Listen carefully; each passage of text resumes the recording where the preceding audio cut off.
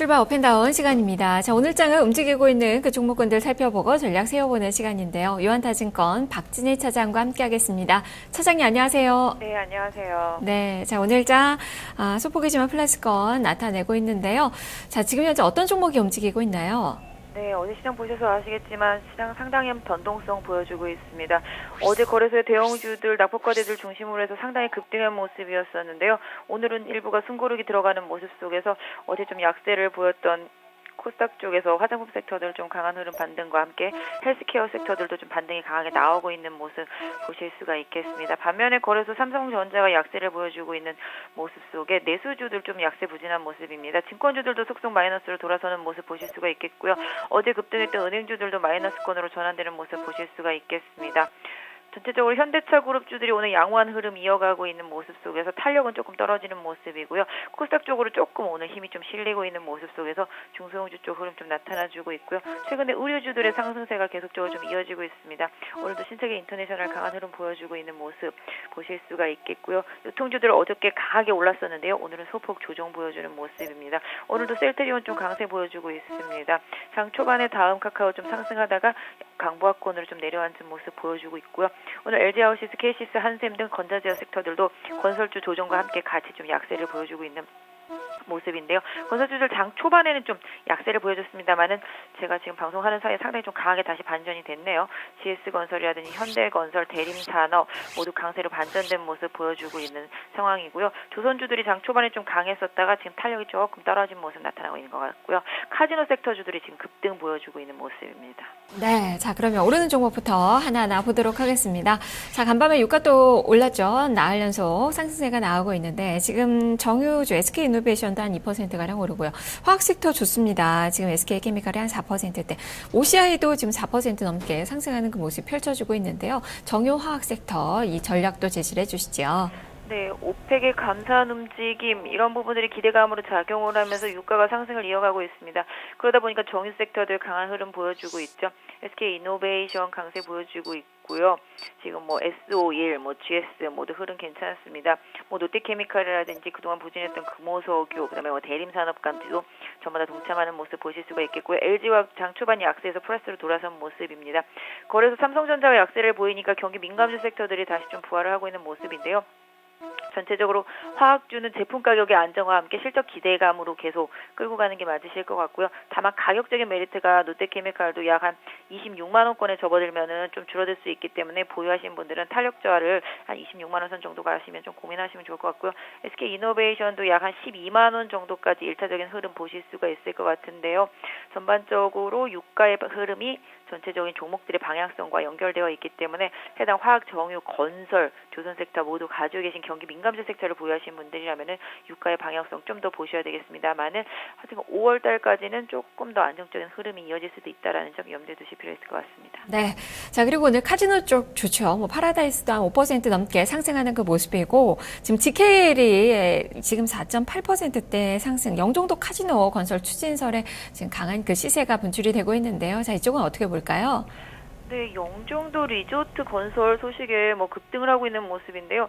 어제 나온 뉴스를 보면은 모희건과 1조 합작설에 대해서 GKL 사장은 사실 무근이라고 얘기를 했습니다. 그런데도 불구하고 오늘 급등하고 있어서 좀 약간 이해가 안 가는데요. 그래서 사장이 아니라고 그러는데 급등을 한다는 건 좀 이해가 안 가죠. 워낙 좀 낙폭이 과대했던 탓에 여러 가지 이슈들이 좀 과하게 좀 결합이 된 것 같습니다. 단기적으로 좀 43,000원 부근에서 급등 부담이 GKL은 좀 있을 것 같고요. 갭매우는 조정 조금 4만 원대 초반까지도 나올 수 있으니까 보유하신 분들은 좀 참고하시면 좋지 않을까 싶고요. 파라다이스도 마찬가지 되겠습니다. 파라다이스도 워낙 많이 빠졌었기 때문에 지금 반등 이어가고 있는 모습인데요.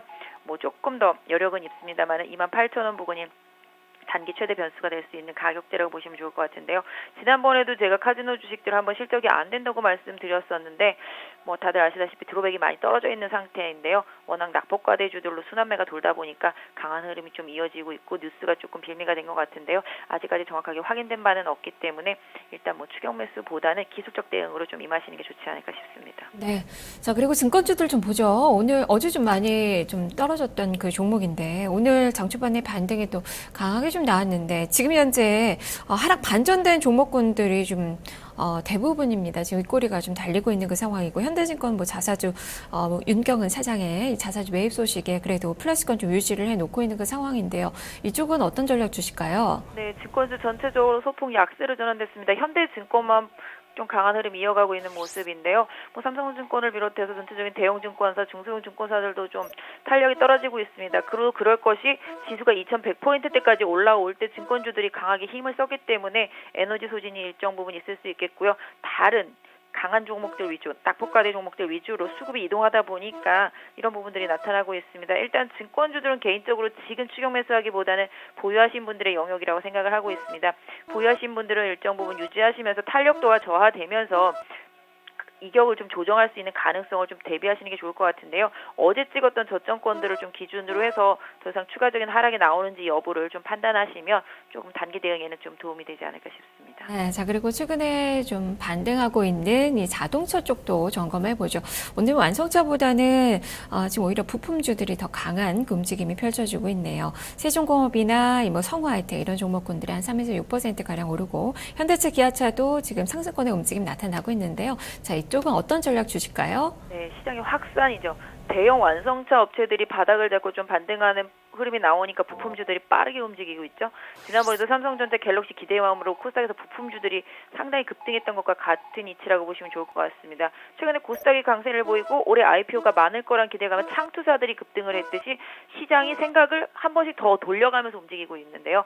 일단 대형주는 무겁기 때문에 부품주 쪽으로 아마 좀 가벼우니까 좀 이동을 많이 했을 거라고 생각하고 있습니다. 실질적으로 자동차 섹터들 많이 기대하는 바는 없지만 역시 앞에서와 마찬가지로 낙폭 과대한 종목들이 많기 때문에 기술적 반등이 계속 이어지고 있는데요. 성화이텍 기준으로 본다라면 12,000원대 다시 뚫는지 보유하시는 분들은 좀 확인해 보실 필요가 있을 것 같고요. 대형 부품사들로만 본다라면은 뭐 만도라든지 뭐 모비스, 뭐 현대위아 등 다 마찬가지가 되겠는데요. 아주 탄력적인 모습은 조금 기대하기는 어렵겠지만 전체적으로 낙폭과대에서 기술적인 반등은 대부분 좀 나올 수 있는 구간이기 때문에 보유하신 분들은 그런 기술적 반등을 최대한 좀 활용하셨으면 좋겠습니다. 네. 자, 그리고 이제는 떨어지는 종목을 하나하나 이제 보도록 하죠. 대형주 중에서 좀 많이 밀리는 그 종목이 한화예요. 지금 3%대 마이너스권. UBS 증권 창구를 통해서 외국인 투자가들의 매도도 지금 나오고 있는 그 상황이고요. 그동안에 좀 많이 올라서 이 조정이라고 좀 봐야 되는 건가요? 네, 한화 이 시간 통해서도 계속 긍정적으로 많이 봐드렸던 종목입니다. 상당히 많이 올랐었는데요. 뭐 매수할 수 있는 기회라고도 볼 수 있을 것 같습니다. 한화 올해 뭐 여러 가지 면에 있어서 실적 개선 기대감이 있고요. 삼성종합화학 인수하면서 그 부분에서 연결로 잡히는 실적도 상당히 좀 긍정적인 부분이 있을 것 같습니다. 워낙 단기적인 급등했던 상황이기 때문에 눌림목 승고르기라고 보실 수가 있겠는데요. 4만 원 다시 이탈되는지 좀 확인할 필요는 있겠습니다만은 오히려 4만 원권 아래권에 온다라면은 긍정적으로 좀 분할 접근하실 수도 있지 않을까라고 생각이 되고 있는데요. 하나 같은 종목 단기보다는 좀 중장기적으로 좀 길게 좀 봐주시는 게 좋지 않을까 싶습니다. 네. 자, 그리고 한국을 대표하는 종목, 삼성전자도 점검해보죠. 삼성전자가 오늘 좀 부진하다 보니까 지수도 지금 탄력이 좀 많이 약한 그 모습이 펼쳐지고 있는데 지금 21선 지지력 테스트에 나서고 있습니다. 주가가 한 1% 정도 마이너스권의 움직임이 펼쳐지고 있는데요. 21선 지지 어떻게 좀 기대해 볼 수 있는 건가요? 네, 여기서 삼성전자까지 움직이면 지수가 어떻게 되겠습니까? 삼성전자를 눌러놔야 다른 종목들을 많이 올릴 수가 있겠죠. 그래서 전반적으로 삼성전자는 지수 조절용으로 지금 쓰이고 있다라고 보시면 좋을 것 같고요. 1분기 실적은 다 알고 있으니까 이제 2분기에 갤럭시가 얼마나 많이 팔리는지 실적으로 잡히는 부분들을 확인하려고 들겠죠. 일단 삼성전자는 지금 보유하신 분들 140만 원 이탈하지 않는다라면은 일단은 좀 유지하시는 전략이 좋을 것 같고요. 어느 정도 낙폭과대주들의 순환매가 돌고 난 다음에는 다시 삼성전자가 움직일 수 있다라는 점도 염두를 해 두셔야 될 것 같은데요. 단기간에 낙폭과대주들의 순환매가 이어지는 동안은 삼성전자가 조금 승고르게 할 수 있다라는 점 보유하신 분들은 조금 지겨우시더라도 염두에 두실 필요가 있을 것 같습니다. 자, 그리고 마지막으로 이 통신 섹터까지 좀 보죠. 그동안 좀 부진했었던 통신주들 어제는 또 움직임이 상당히 좀 가볍게 좀 좋았는데요. 오늘 다시 하락세가 나타나고 있습니다. 자, 이 종목은 전략 어떻게 주실까요? 네, 통신주들도 다 뭐 뻔한 종목들이잖아요.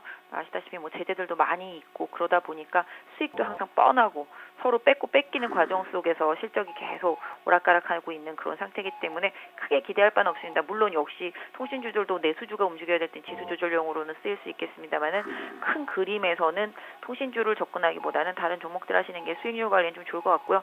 뭐 보유하시는 분들이라면 계속적으로 드렸던 대로 SK텔레콤은 뭐 26만 원 기준으로 보시면 좋을 것 같고요. LG U+ 같은 경우는 지금 수준에서는 지난번 저점 찍었던 10,000원 기준으로 더 이상 이탈하지 않는다라면은 일단 유지하실 필요는 있겠습니다만은 개인적으로 LG U+나 SK텔레콤은 그때 말씀드렸던 저항선대를 강하게 돌파하지 못한다라면은 반등시마다 비중을 좀 줄여놓고 보시는 게 좋지 않을까 싶습니다. 네, 알겠습니다. 말씀 잘 들었습니다. 네, 감사합니다. 네, 지금까지 유현타증권 박진희 차장과 함께 출발 업앤다운 살펴봤습니다.